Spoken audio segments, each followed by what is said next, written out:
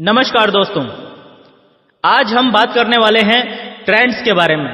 Trends यानी दौर या चलन। किसी भी अर्थव्यवस्था में हर बार यही होता है कि किसी पर्टिकुलर चीज का दौर आता है, चलता है और चला जाता है।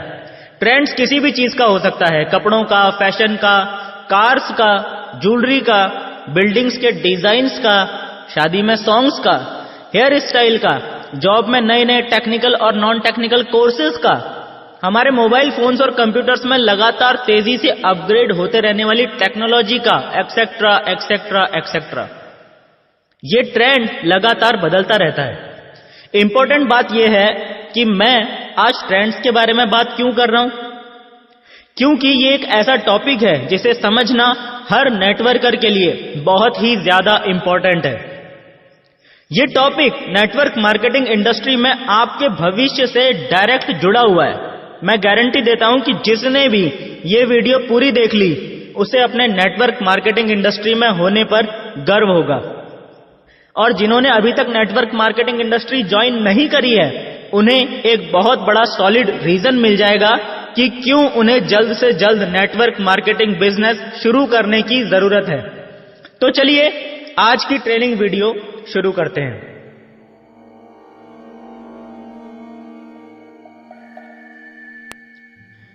दरअसल एक इकोनॉमी या एक देश के अंदर जितनी भी छोटी बड़ी चीजें होती हैं, सभी में थोड़े थोड़े टाइम में कुछ ना कुछ नया ट्रेंड आता रहता है। लेकिन हमें सिर्फ उन्हीं ट्रेंड्स की जानकारी रहती है जिनमें हमारा पर्सनल इंटरेस्ट होता है।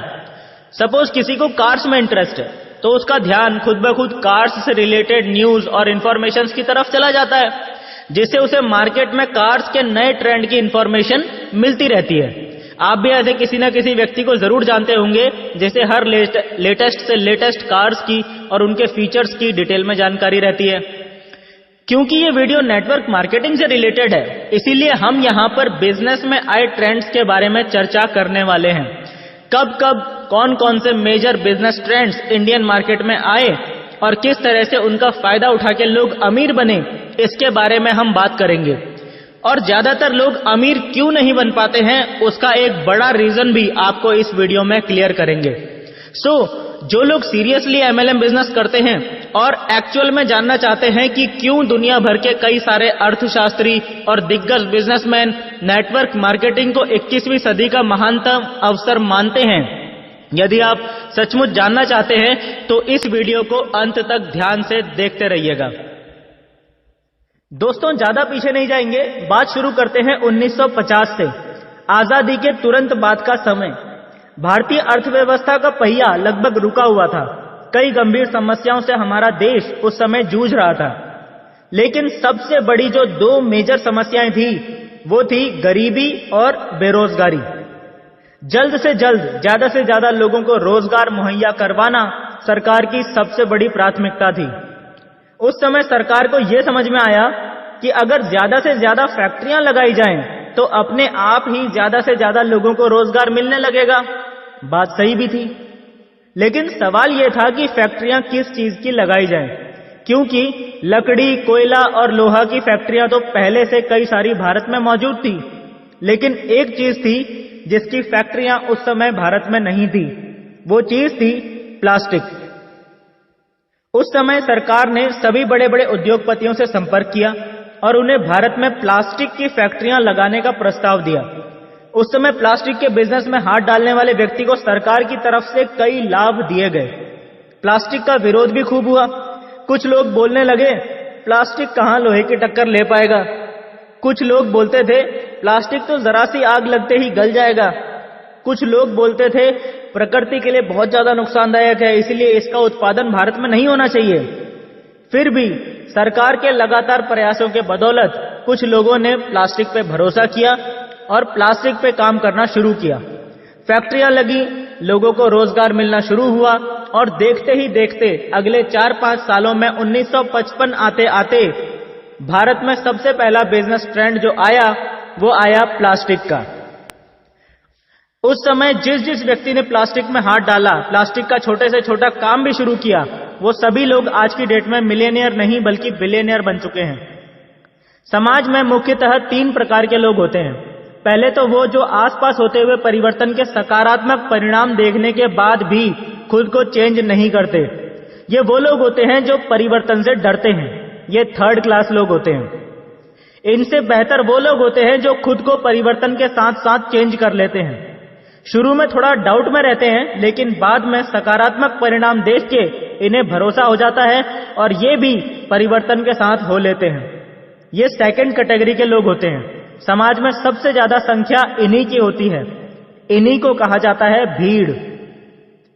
तीसरे और टॉप क्लास लोग वो होते हैं जिनकी वजह से परिवर्तन आया होता है।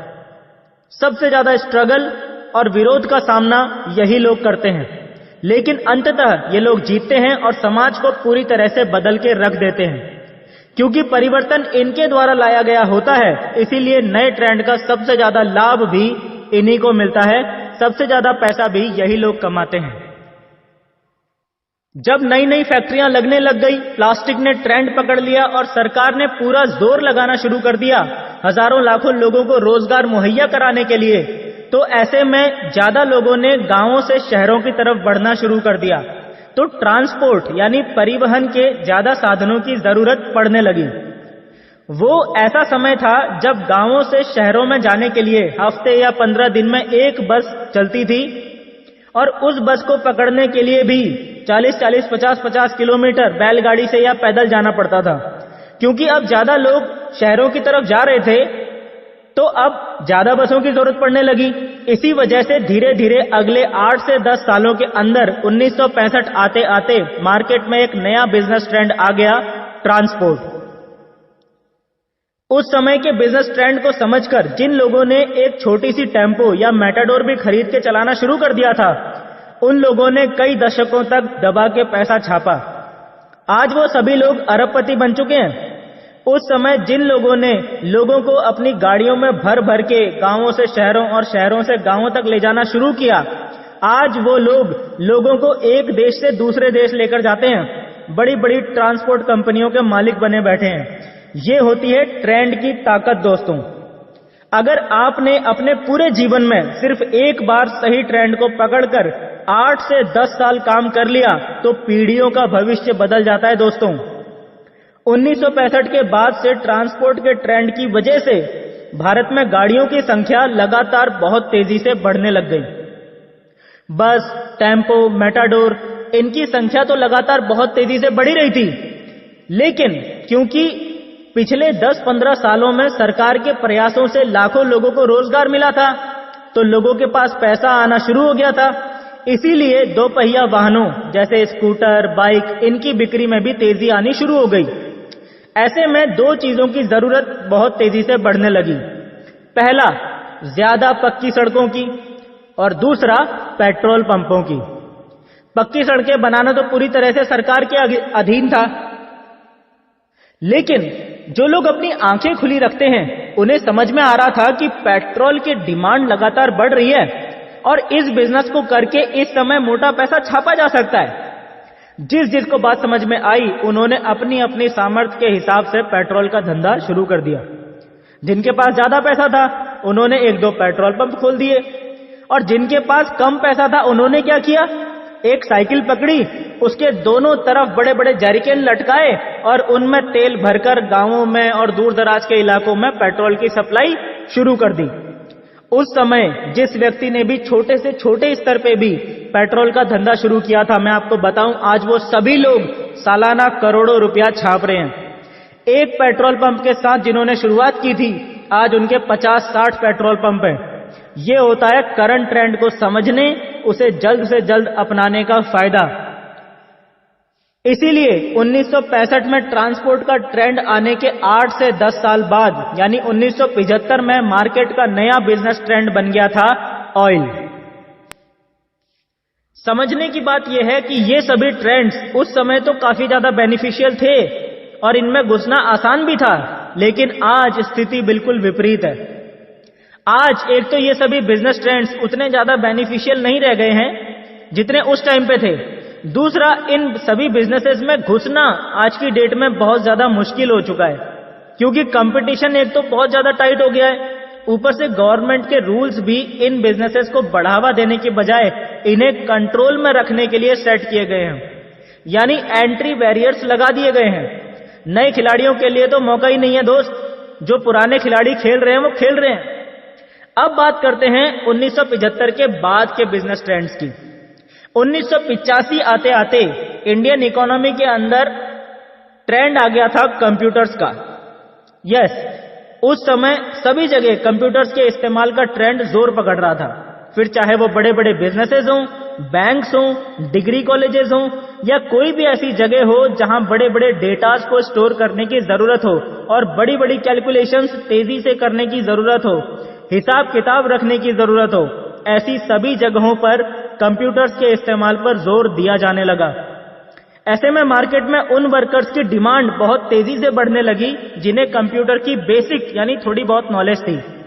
वो ऐसा समय था, उस समय जिस व्यक्ति को MS ऑफिस भी चलाना आता था वो खुद को कंप्यूटर इंजीनियर से कम नहीं समझता था। ये हिंदुस्तान में कंप्यूटर के युग की शुरुआत थी। जिन्होंने उस समय कंप्यूटर में अपना दिमाग और पैसा लगाया वो सभी लोग आज की डेट में सफलता की बुलंदियों पर हैं। और उस समय को यदि आज से कंपेयर करें तो आज बच्चे कंप्यूटर्स में बड़ी बड़ी डिग्रियां लेने के बाद भी धक्के खा रहे हैं, 6,000 7,000 में छोटी मोटी जॉब कर रहे हैं, क्योंकि वो गुजरे हुए ट्रेंड में अपना करियर बनाने की कोशिश कर रहे हैं और दुनिया उस ट्रेंड से बहुत आगे निकल चुकी है।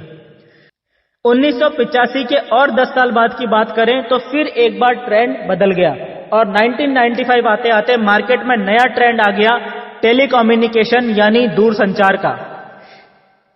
टीवी और टेलीफोन तो पहले से थे, लेकिन ये वो समय था जब टीवी और टेलीफोन का चलन बहुत तेजी से बढ़ने लगा। इसने एकदम से जोर पकड़ लिया था। लोग बड़े चाव से दूरदर्शन देखा करते थे। उस समय मोबाइल फोन तो हुआ नहीं करते थे, STD PCO हुआ करते थे। फोन करने वालों की लाइन लगी रहती थी STD PCO में। उस समय जिस व्यक्ति ने एक STD PCO भी खोल लिया था उसने उन दिनों खूब दबा के पैसे कमाए। लेकिन अगर आज कोई बंदा STD PCO खोलता है तो क्या उसको इनकम आएगी? बिल्कुल नहीं, क्योंकि आज प्रत्येक व्यक्ति अपने पास मोबाइल फोन लेकर चलते हैं। 1990 के दशक में जब टीवी का ट्रेंड जोर पकड़ रहा था, टेलीफोन का ट्रेंड जोर पकड़ रहा था, यानी टेलीकम्युनिकेशन दूरसंचार का ट्रेंड था, जब उस समय खबरें यानी इंफॉर्मेशंस बहुत ही तेजी से एक स्थान से दूसरे स्थान तक पहुंचने लग गई। आपको अखबार लाने का वेट करने की जरूरत नहीं थी, टीवी में न्यूज आ ही रही थी। आपको लेटर्स भेजने की, टेलीग्राम भेजने की जरूरत नहीं थी, आप टेलीफोन कर सकते थे। तो इंफॉर्मेशंस बहुत तेजी से एक स्थान से दूसरे स्थान तक पहुंचने लग गई। इसके बाद अगला ट्रेंड यही आया, इंफॉर्मेशन से पैसा कमाने का। 2005 आते आते मार्केट में नया बिजनेस ट्रेंड बन गया, information technology. Get the current information, share it with more and more people and earn money. Latest information हासिल करो, ज्यादा से ज्यादा लोगों तक पहुंचाओ और दबा के पैसा बनाओ। लगभग इसी समय पे टीवी में न्यूज चैनल्स की एक बाढ़ सी आ गई थी और सभी न्यूज चैनल्स में एक होड़ सी लग गई थी, सबसे आगे, सबसे पहले, सबसे तेज न्यूज आप तक पहुंचाने के लिए। इंफॉर्मेशन से पैसा कैसे कमाया जाता है उसका मैं आपको एक परफेक्ट एग्जाम्पल देता हूं। जुलाई 2006 में एक ऐसी घटना हुई थी जो उस समय की बहुत बड़ी ब्रेकिंग न्यूज बन गई थी। हरियाणा के कुरुक्षेत्र शहर में एक छोटा सा 5 साल का बच्चा 60 फीट गहरे बोरवेल के गड्ढे में गिर गया था। आज भी लोगों को उस बच्चे का नाम याद है। उस बच्चे का नाम था प्रिंस। गलती से एक न्यूज रिपोर्टर के हाथ वो न्यूज पड़ गई। तुरंत पूरे न्यूज चैनल में वो खबर ब्रेकिंग न्यूज बना के दिखानी शुरू कर दी। 5 साल का मासूम 60 फीट गड्ढे गहरे में गिरा। उस खबर की ऐसी हाइप बनाई गई कि पूरा देश टीवी के आगे चिपक गया। खबर का असर ऐसा हुआ कि कुछ ही देर में इंडियन आर्मी भी वहां पहुंच गई उस बच्चे को बचाने के लिए। उस समय न्यूज चैनल्स पे एक मैसेज फ्लैश हुआ था, प्रिंस जिंदा बचेगा या मरेगा, हमारे न्यूज चैनल को बताइए अपनी राय। यस के लिए वाई टाइप कीजिए, नो के लिए एन टाइप कीजिए और जल्दी से SMS कर दीजिए 56565 पर। कहा जाता है कि देश विदेश से लगभग 35 करोड़ से ज्यादा लोगों ने SMS किया था और एक SMS की कॉस्ट उस समय हुआ करती थी 3 रुपए। यानी एक ही दिन में 100 करोड़ रुपए से ज्यादा की कमाई। इसे कहते हैं इंफॉर्मेशन से पैसा कमाना। अब अगर उस 100 करोड़ में से 1 करोड़ उठाकर प्रिंस के घर में दे भी दिया तो क्या अपनी जेब से दिया है? उसके बाद ये एक ट्रेंड सा चल गया, हर न्यूज के नीचे एक मैसेज आने लगा और लोग खूब दबा के एसएमएस करते भी थे। लेकिन आज की डेट में अगर इस टाइप का कोई मैसेज किसी न्यूज के साथ साथ दिखाया जाता है तो क्या हम एसएमएस करते हैं? नहीं। क्यों? क्योंकि ये ट्रेंड भी जा चुका है। लेकिन उससे पहले इंफॉर्मेशन टेक्नोलॉजी के दौर ने ये साबित जरूर कर दिया कि अगर आप सही टाइम पर सही जगह पे हो तो आप रातों रात 1 करोड़ ही नहीं 100 करोड़ भी कमा सकते हो। और साथ साथ धीरे धीरे मार्केट में एक नई लहर आनी शुरू हो गई थी और वो था मोबाइल फोन। क्योंकि मोबाइल फोन का चलन जितना ज्यादा बढ़ता वो टेलीकॉम और आईटी इन दोनों ही बिजनेस ट्रेंड्स के लिए बहुत ही ज्यादा बेनिफिशियल होने वाला था। इसी के साथ साथ 2006-2007 के बाद से इंडिया में इंटरनेट के इस्तेमाल का चलन भी बढ़ना शुरू हो गया था और इस 21वीं सदी का सबसे बड़ा गेम चेंजर इंटरनेट ही साबित हुआ है। इंटरनेट की वजह से इंडिया में बिजनेसेस ऑनलाइन होना शुरू हो गए। हालांकि 2006 से पहले इंडिया में इंटरनेट था पर इसका इस्तेमाल बहुत ही कम लोग करते थे। पर 2005-2006 में इंफॉर्मेशन टेक्नोलॉजी का जो ट्रेंड आया, जो बूम आया, उसकी वजह से इंटरनेट का असली इस्तेमाल 2006 के बाद से होना शुरू हुआ। गली गली में साइबर कैफे खुल गए थे साहब। ईमेल, जीमेल, याहू मेल, ये सब क्या होता है ज्यादातर लोगों को अब पता चलना शुरू हुआ था। और यहीं से उन बिजनेसेस ने भी जोर पकड़ना शुरू कर दिया जो आज की डेट में सबसे बड़ा बिजनेस ट्रेंड है। इंटरनेट के बढ़ते चलन ने 2006 के बाद से ऑनलाइन बिजनेसेस के चलन को मजबूत नींव देनी शुरू कर दी। अब 2015 से मार्केट में जो लेटेस्ट बिजनेस ट्रेंड है वो है ई कॉमर्स और नेटवर्क मार्केटिंग इंडस्ट्री। कुछ लोग बोलेंगे सर नेटवर्क मार्केटिंग इंडस्ट्री तो पहले से है मार्केट में। सही बात है भाई, बट एक्चुअल में जो बूम आया इस इंडस्ट्री के अंदर वो 2015 के बाद से आया है। और अगले आने वाले 10 से 15 साल इंडिया के अंदर नेटवर्क मार्केटिंग इंडस्ट्री का सबसे बड़ा गोल्डन टाइम पीरियड है। आप मानो या ना मानो, अगले 10 से 12 साल में सबसे ज्यादा मिलियनियर्स जिस इंडस्ट्री से पैदा होंगे वो है नेटवर्क मार्केटिंग इंडस्ट्री। अभी कुछ लोग बोलेंगे जोशी जी किस आधार पे आप ऐसा बोल रहे हैं? आपके पास ऐसी क्या इंफॉर्मेशन है जिससे आप इस बात का दावा कर रहे हैं कि अगले 10 से 12 साल में नेटवर्क मार्केटिंग इंडस्ट्री का गोल्डन टाइम पीरियड है? तो भाई साहब अब जो मैं बताने जा रहा हूं उसे बड़े ध्यान से सुनना। सबसे पहली बात तो यह है कि दुनिया में जितने भी डेवलप्ड कंट्रीज हैं उन सभी कंट्रीज में नेटवर्क मार्केटिंग बिजनेस को बहुत प्रायोरिटी दी जाती है। और अब इंडियन गवर्नमेंट ने भी नेटवर्क मार्केटिंग इंडस्ट्री पर ध्यान देना शुरू कर दिया है 2016 के बाद से। लेकिन क्या आप जानते हैं कि किसी भी इंडस्ट्री को किसी भी अर्थव्यवस्था में कितने फेजेस से गुजरना पड़ते हैं? 4 फेजेस होते हैं basically, negative phase, positive phase, growth phase और नॉर्मल फेज। 2001 से 2010 नेटवर्क मार्केटिंग इंडस्ट्री का नेगेटिव फेज था। समझ में आ रहा है कौन सा फेज था? Negative phase. जब मार्केट पूरी तरह से नेगेटिव था, लोगों को नेटवर्क मार्केटिंग इंडस्ट्री पे बिल्कुल भी भरोसा ही नहीं होता था। पर जैसा कि मैंने बताया कि समाज में जो टॉप क्लास लोग होते हैं ना, परिवर्तन या नया बिजनेस ट्रेंड सबसे पहले उनकी समझ में आता है। इसी तरह से कुछ लोग थे जो देख पाए कि नेटवर्क मार्केटिंग इंडस्ट्री का फ्यूचर बहुत ही शानदार है। उन्होंने इस नेगेटिव फेज में भी डिसीजन लिया और पूरी ईमानदारी से इसे करना शुरू कर दिया। आश्चर्य की बात नहीं कि आज वो सभी लोग सालाना करोड़ों रुपए कमा रहे हैं। 2001 से 2010 के बीच इन सभी लोगों ने जो कड़ी मेहनत और तपस्या की, लोगों के विरोध का सामना किया, सरकारी तंत्र के सामने मजबूती से अपना पक्ष रखा, उसी की बदौलत हजारों लाखों लोगों में जागरूकता आई और 2011 आते आते इस नेटवर्क मार्केटिंग इंडस्ट्री का दूसरा फेज यानी कि पॉजिटिव फेज शुरू हो गया। अब इस इंडस्ट्री में सेकंड कैटेगरी के लोग भी आना शुरू हो गए जो परिवर्तन के साथ साथ खुद को परिवर्तित करते हैं। शुरू में थोड़ा डाउट में रहते हैं, पर जैसे ही दूसरों को बड़ी बड़ी सफलता लेते हुए देखते हैं उनके अंदर भी विश्वास पैदा हो जाता है। समाज में सबसे ज्यादा संख्या इन्हीं लोगों की होती है, इसीलिए इन्हें भीड़ कहा जाता है। इसीलिए 2015 आते आते इंडियन इकोनॉमी का सबसे बड़ा लेटेस्ट बिजनेस ट्रेंड बन गया नेटवर्क मार्केटिंग और भीड़ की भीड़ इस इंडस्ट्री में शामिल होना शुरू हो गई। इंडियन गवर्नमेंट ने भी नेटवर्क मार्केटिंग बिजनेस की ताकत को पहचाना और इसे सीरियसली लेना शुरू कर दिया, जिसका प्रूफ है 2016 में नेटवर्क मार्केटिंग और डायरेक्ट सेलिंग इंडस्ट्री के लिए बनाए गए रूल्स एंड रेगुलेशंस, ताकि नेटवर्क मार्केटिंग कंपनीज भारत में इजीली अपना बिजनेस एक्सपेंड कर सकें और नेटवर्क मार्केटिंग के नाम पे जो आपराधिक तत्व फ्रॉड करते हैं, मनी सर्कुलेशन स्कीम्स चलाते हैं, उन्हें रोका जा सके। और इन रूल्स और रेगुलेशंस का असर भी दिखा है। जितनी भी फ्रॉड कंपनीज मार्केट में थी, आज की डेट में सब की सब गायब हो चुकी हैं और जेन्युइन कंपनीज लगातार तेजी से लोगों को सक्सेसफुल बनाती जा रही हैं। इसीलिए नेटवर्क मार्केटिंग इंडस्ट्री अब अपने तीसरे फेज में एंट्री कर रही है, जो कि है ग्रोथ फेज। ग्रोथ फेज में क्या होने वाला है, इसके बारे में आपको इसी बात से पता चल जाएगा कि अब तक आपने नेटवर्क मार्केटिंग इंडस्ट्री में जितनी भी सक्सेस स्टोरीज देखी हैं, वो तो सिर्फ एक ट्रेलर था। असली फिल्म तो लोगों के सामने अब आएगी। 2001 से 2010 के बीच इस इंडस्ट्री से लगभग 500 से 600 लोग करोड़पति अचीवर बन पाए थे, लेकिन 2011 से अब तक इस इंडस्ट्री ने लगभग 30,000 से ज्यादा करोड़पति अचीवर्स पैदा कर दिए हैं। आप सोच सकते हैं कि अगले 10 से 11 साल में क्या होने वाला है।